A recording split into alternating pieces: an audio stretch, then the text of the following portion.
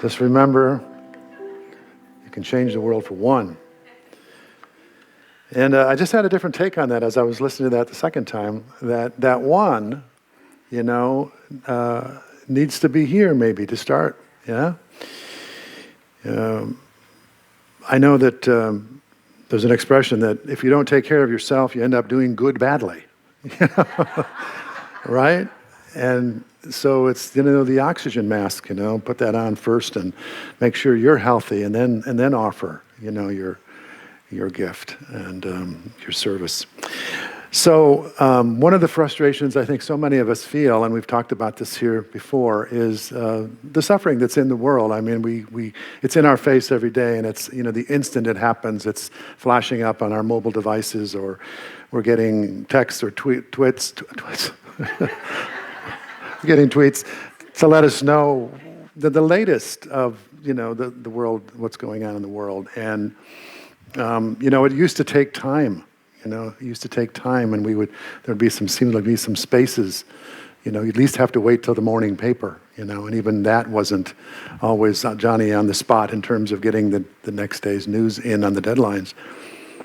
But we're hit with it all the time, and the question that I think is in any conscious person is, what can I do, What do I do? What do I say? How do I respond? How can I help?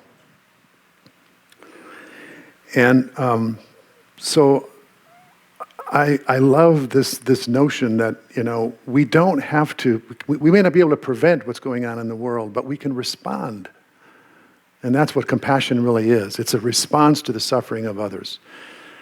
Not just the feeling that we can have, like empathy is like the feeling, I can feel what you're going through. That's empathy, but compassion is going to the next step, which is wanting to alleviate the suffering of another person.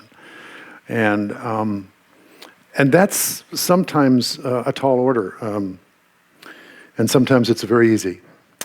So the love period, what's going on this afternoon, as Russ was saying, it's a celebration of the dignity of every human being, and with the focus, this particular event being on the LGBTQ community as well.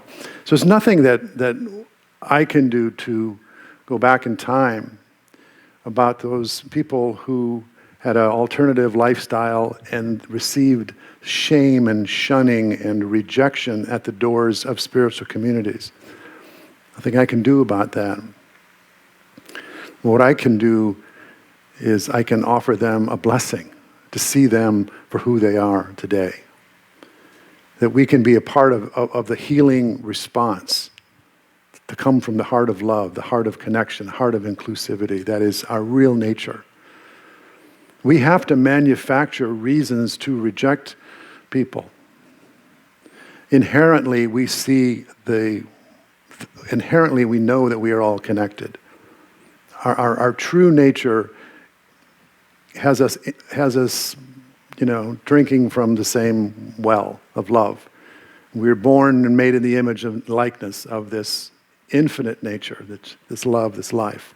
That's the tapestry from which we are all a part of. And it takes us just forgetting that inherent connection that allows us to separate ourselves from each other and to do harm to each other and push people away and say these people are in and these people are out. We have to, as the talk has been of late by some candidates, for example, we have to erect walls. They don't already exist on their own. So as we can erect walls, we can also bring them down. Yeah? And really what compassion is seeing the truth of another person beyond the appearance, and realizing that everyone should be entitled to respect and dignity and love and acceptance. Hopefully a spiritual community demonstrates that. Hopefully we demonstrate that. It's one of our core values. It's part of our mission statement here, to be inclusive. And one of the things I'm so excited about in the Spirit Group program that we're rolling out, which you've been hearing about for the last few weeks, is that it is going to create the experience by which people can come together and they can feel the experience of being connected to each other. They can create relationships beyond the relationships that happen when people just are sort of passing through, which is often the experience most people have in large groups, is you're just one of many. And what these spirit groups will do is bring people together in very natural ways of formation, which is the way we've always come together. Families sit around a table. Affinity groups get in a circle. Recovery groups get in a circle. Jesus had his disciples. Buddha had his students. It's just the most natural thing in the world to have a small group of people come together and share from their common humanity, and then do the work that can only be done in the intimate setting of a circle, which is to express not only a sense of connection, but to go to that next step and go to a place of being caring, that I care for your well-being, that you care for my well-being. That's happened here. It happens here in more of a willy-nilly way. It happens here without as much intention as we're now going to bring to it with the Spirit Groups program. It's going to be a more intentional way for people to find each other. If you were to come into this community as a couple, or with a friend, for example, it's very likely that you could withstand the periods of not making friends or connections here. But if you come in as an individual, it's a pretty tough deal, right? To be able to withstand the feeling of feeling separate. And so we're going to foster what we naturally want to do, which is to connect with each other and to develop relationships in a very safe way for people to get to know each other, study the spiritual principles that are the root of the Unity teachings, and do service projects in those groups, and have social events in those groups, and to really do what we can to help people feel cared about in this community. One of the things that frustrates me as a pastor is that it's so obvious that my level of care and pastoral care is so limited, and that I can't possibly get to all the people who need care and comfort, just a smile or a hug, or to say nothing of visitations and phone calls. In fact, when I was in our first ministry, which was about 20 years ago, I had an experience there which really brought this home to me very, very powerfully. And I was teaching a class, and I've only been a minister for a few weeks, and I was filled with doubts already at that point. And I was teaching this class, and I was talking about the basic tenets of unity, and one of our tenets is there is one presence, one power in the universe, which is God the good, and God is good, and God is love, and no matter what it looks like, there's a loving God always present. And I'm kind of going through this, sort of expounding on this beautiful principle. And there's a woman sitting, in the first row of the classroom, and she's just sort of like just wilting, as she's listening to this. And finally, after I sort of paused, and she raised her hand, and she said, I was severely abused as a child, all through my childhood. Now, how can we say that this God is good and love? How could that possibly be? And I had to do some fervent prayer in that moment to know how to respond. And I didn't have it. It didn't come. It was just... we just sat there. I just stood there, and I looked at her with compassion. And I was really hoping that I would have something that I could say. And while I was fumbling for some kind of way of responding to her, a woman sitting behind her, her hand came over from behind her and put her hand on her shoulder. And she said, I understand. And it was in that moment that I knew that if care was going to be adequate in our community, it was not going to be up to me. That it was going to rely upon the loving, caring hearts of the people in the community who understood, who had been where another person has been. You have been where someone else has been, who is going through now, that hasn't quite got through it yet. This is what we call, spiritual networking, yeah? Where everyone in a community represents one piece of the puzzle of how people feel cared about and taken care of, how we connect with people. And there's a perfection in that But the perfection can only be realized if you have a form in which those connections can be made, in which those care transactions can take place. And that's why, up until now, it does happen here in this community where people find each other, to be there to support each other, to offer that understanding and that compassion. But it hasn't happened with enough intentionality for it to be really successful. So that's why we are very excited about the Spirit Groups program. Not because this is one more program that we're going to roll out and we think it's going to, make the church the next best thing in town, or we're going to grow and become a mega church. Or we don't have any fantasies about that. We don't necessarily want to become a bigger church. We want to become a more healthy and balanced church.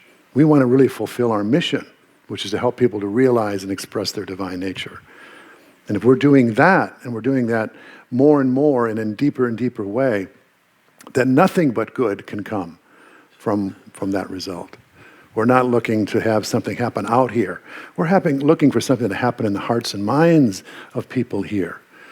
The expression is, let people, help the people grow, and the people will grow the church. So we're here to help people grow, and we're here to help people feel cared for and loved. And the resources are very limited here in terms of the staff and the personnel. But there's no limitations of resources when we open this up and we invite people, everyone, to be a part of a caring circle. Does this make sense to you? If you've been in a 12-step program, you know the power of a group. You know the power of what a group can do that a single person couldn't do, and you certainly couldn't do on your own. So we don't want anyone here to try to do this on their own. If they want to, of course, that's fine, and people are entitled to do what some people do. They come in, they sit at the back of the church, and they listen, and they get up and they go, and that's enough for them. And actually for Denise and I, when we first started out, we just came for the lesson and the music, which was amazing. And that was it.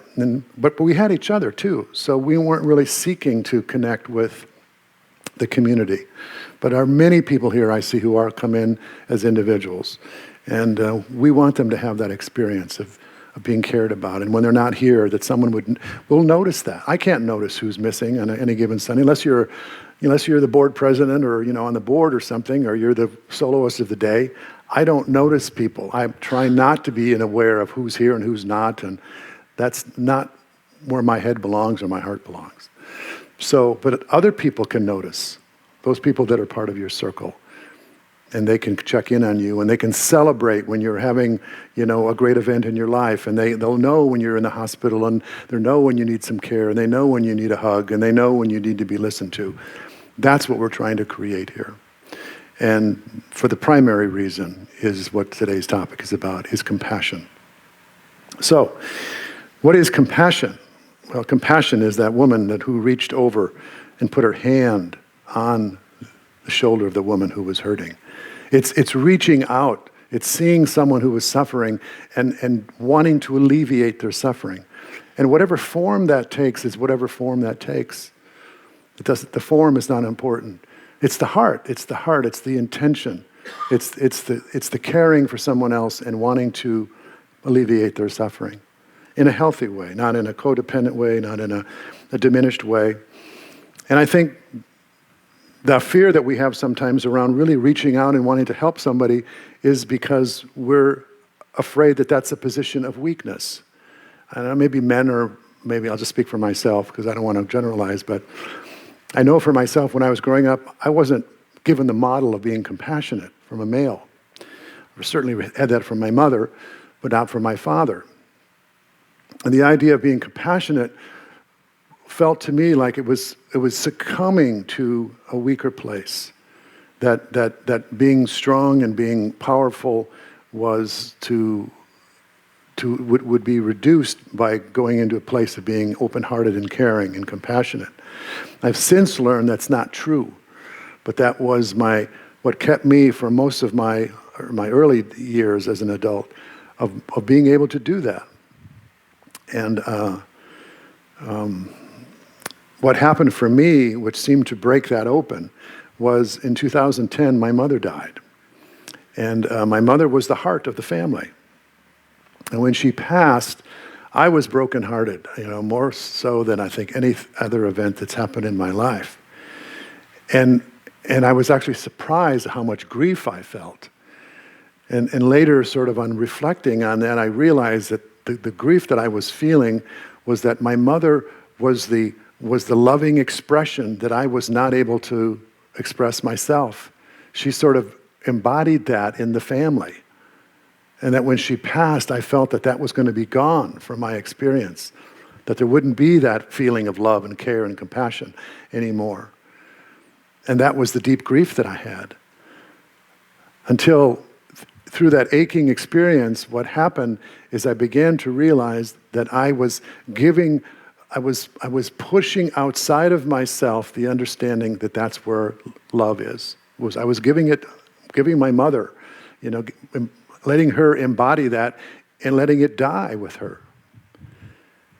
And this is the most spiritual thing at all, is when we realize that any time that we're looking outside of ourselves and believing that that's what contains the answer to our fulfillment, that that's what embodies our love, if it's another person, or embodies, peace, or embodies, a sense of abundance, if it's somewhere outside of ourselves, then we're missing the huge spiritual opportunity that says, whatever you are seeking to fulfill is within you. You were created in the image and likeness of love. Love is what you are. Love is what I am. And that heartbreaking experience led to me recognizing that I needed to find that inside of myself. That was the legacy to my mother, was to carry on the love that she was by finding it in myself. And that began this process of me slowly being able to really open my heart and not feel diminished by that. Do you hear what I'm saying? I mean, this may not make any sense to you, but from my perspective, the opening of the heart is like making yourself so vulnerable that it's a weakness, that you then could get hurt. And that's not good to be vulnerable, because to be vulnerable means that you're laying yourself bare to be hurt. And I grew up in a family where there was lots of opportunities to be hurt. We understand this, don't we? Some of us, we understand that. So taking on this thing of sort of protecting the heart and closing the heart and hardening the heart, very practical ideas in the early part of life. But when my mother died, I realized that was going to be something that was going to be missing from my experience, unless I found a way to call that forward, to open up to what I already have inside of me. And that, of course, is the flowering of spiritual awakening. The flowering is, there's that beautiful expression that says, when the pain of staying closed, when talking about a flower bud, when the pain of staying closed was greater than the risk of opening, then the flower opens. The pain of staying closed was too great for me. And then I was willing to risk the opening. And of course, the great paradox and the great compensation is that when you risk the opening, you find that everything that you were afraid of, your sense of feeling vulnerable, actually is not true. Yes, you're vulnerable, but you also have this great capacity to experience this endless love, not just that which you think is encapsulated in a closed expression of your being. The love that you are, that I am, is unbounded. So you're not vulnerable really to anything that can actually diminish you. You're only vulnerable to that what you thought you were, then is going to die. And that truly must die, who you think you are. The person you think you are, the person that's reliant upon other people and other circumstances and other situations to complete you, to be your love embodiment. There is no truth in that. There's no eternal truth in that. It's only a story believed.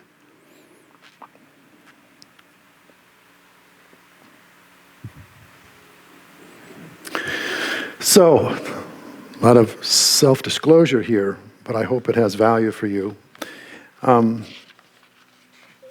Talking about the fear of opening, there's a story that sort of demonstrates what we think it would mean to really be compassionate, which is to really extend ourselves and to feel another person's pain.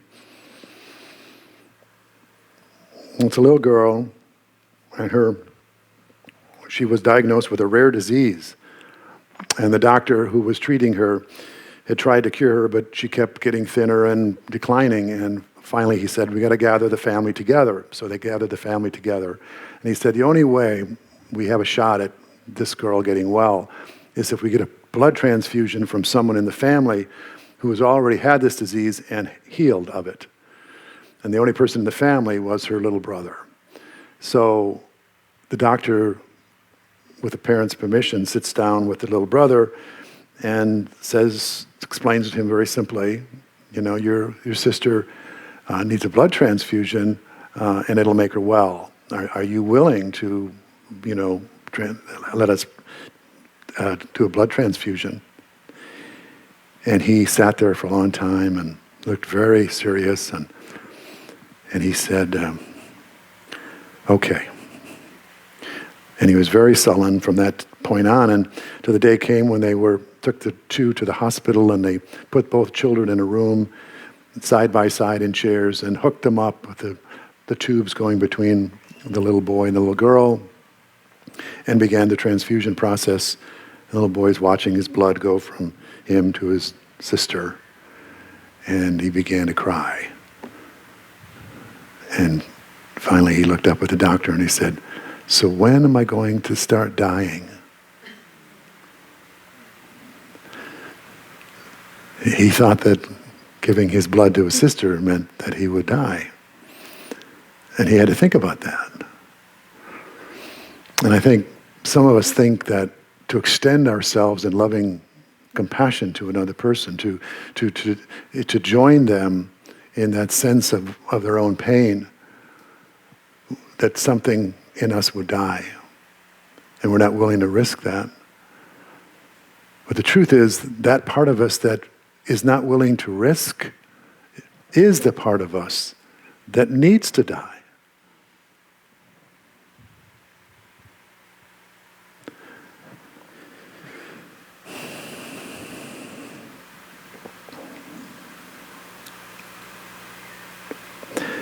These teachings are so amazingly paradoxical, when you think about so many of Jesus' teachings, that the answer was always some flip-flop of the problem, in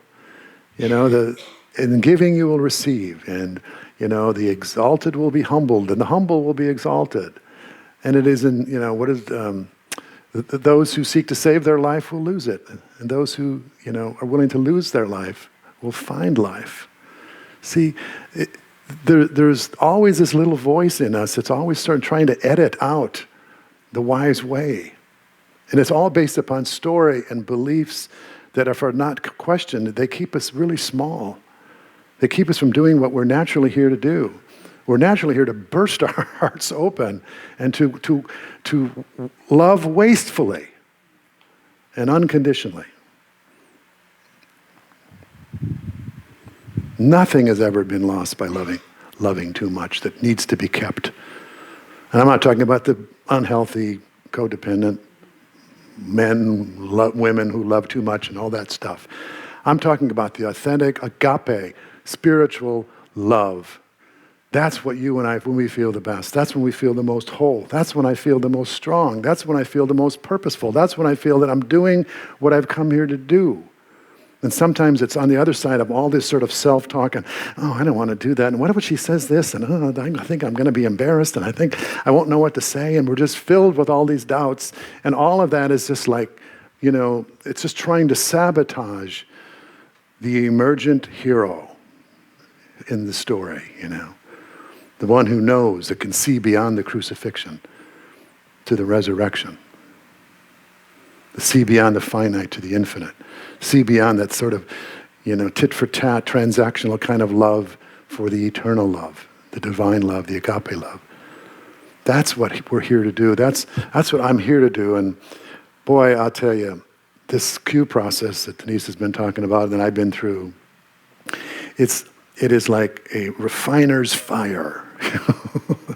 They put metal in fire and they burn off all that stuff that's the impure metal, and just leaves that which is strong and true and essential.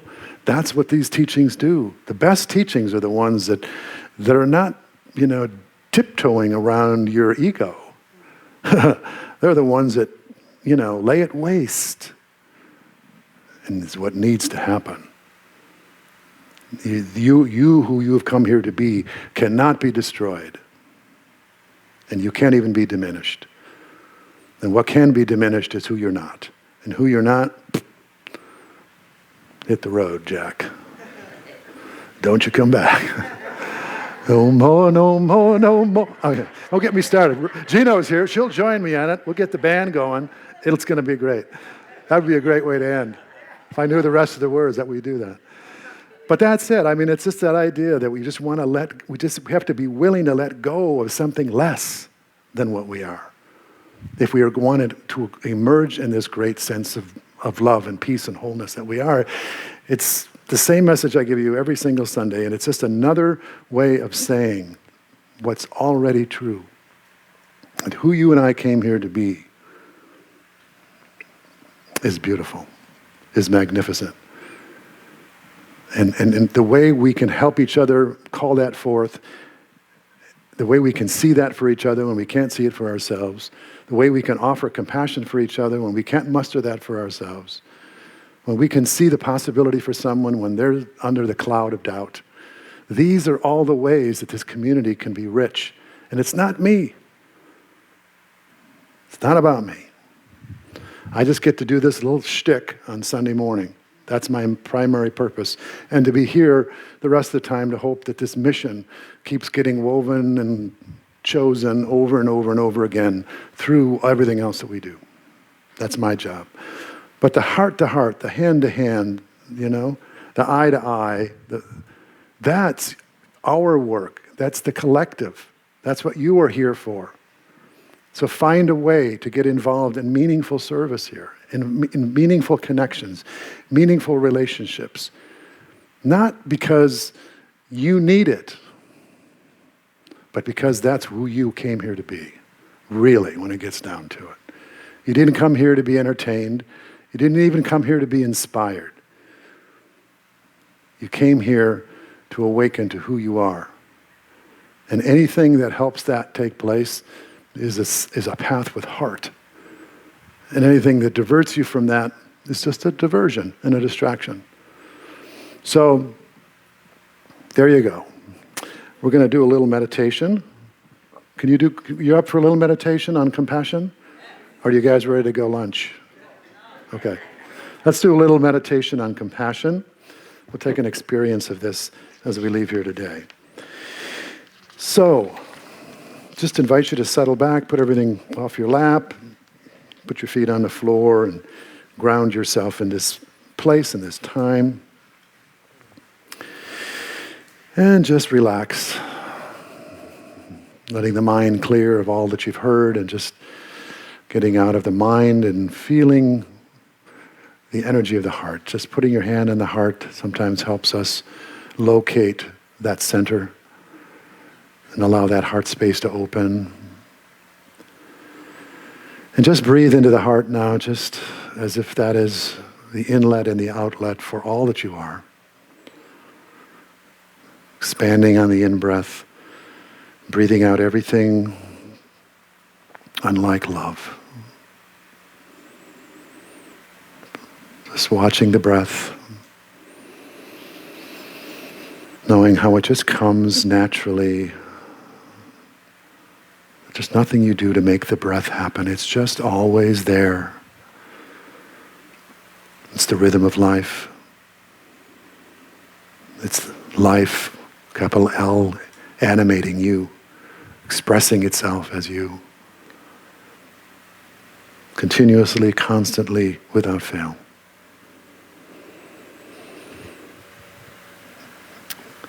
So now I'd like you to picture someone in your life, someone who is close to you, someone toward whom you feel a great amount of love. And just bring them into your mind, into your heart.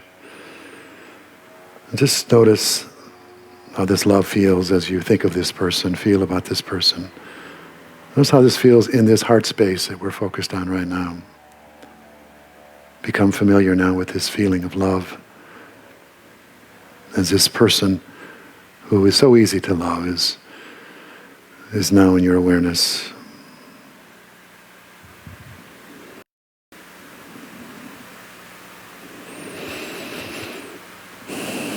Maybe you feel a sense of warmth, openness, tenderness. Just continue breathing and focus on these feelings as you visualize this loved one.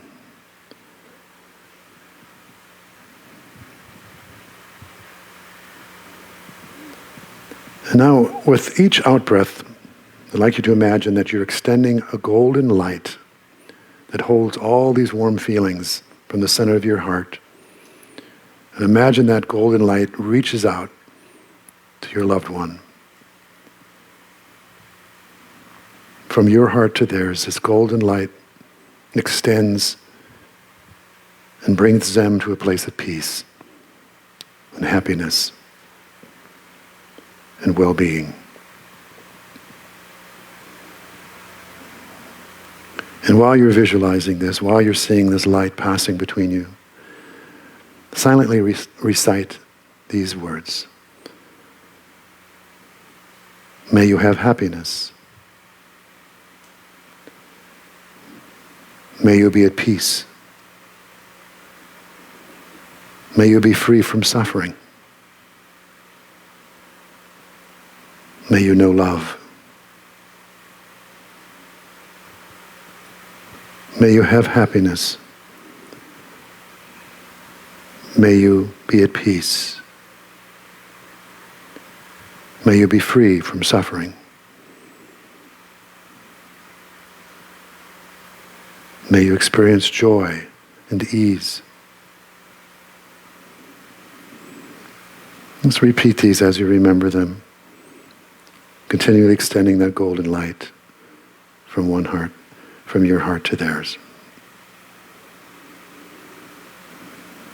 And just allow this feeling, this good feeling, this loving feeling to just continue to build in you.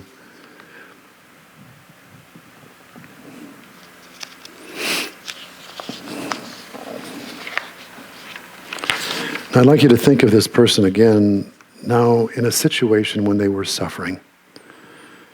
Maybe a time when they had an illness or an injury, a difficult time in a relationship, some kind of a suffering experience.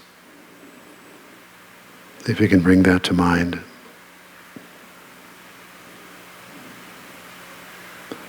Now notice how you feel when you think of them in this suffering. How does your heart feel?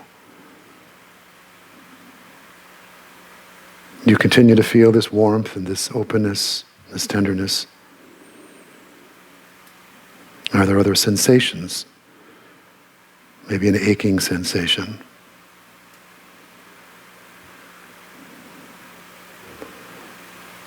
You continue to visualize this one as you breathe and see this golden light from your heart going to them. And seeing that light easing this person's suffering.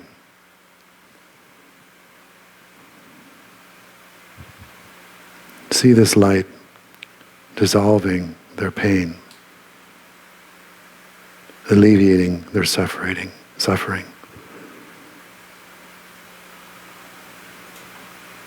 And feel that strong wish that you have that they be free from this suffering. And silently affirm again, may you be free from this suffering. May you be at peace. May you know love. May you have joy and happiness.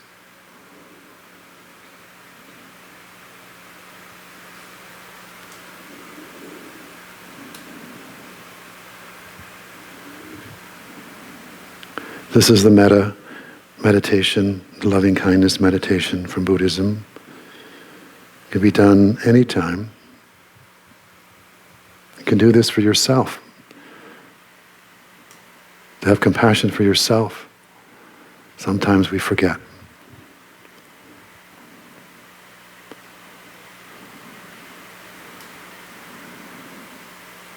We're We're here to remind ourselves and others of our true nature, which is free from suffering,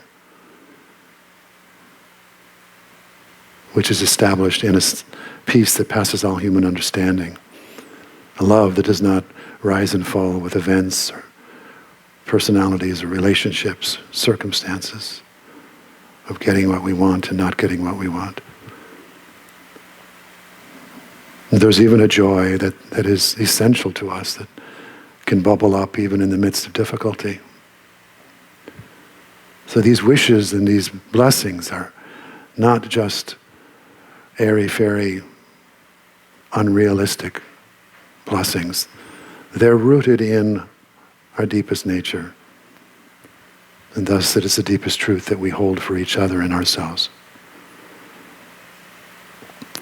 So I invite you to come back now to this time and this place.